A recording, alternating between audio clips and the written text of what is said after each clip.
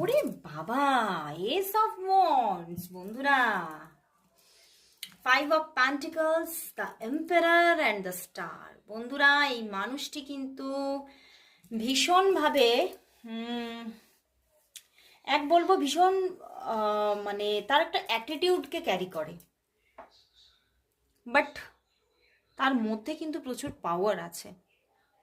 নিজের মধ্যে প্রচণ্ড একটা অ্যাটিটিউড এবং নিজে মানে আমি যে কোনো পরিস্থিতি আসুক না কেন আমি জুঝে নেব, এই রকম একটা পার্সোনালিটি ক্যারি করে সে।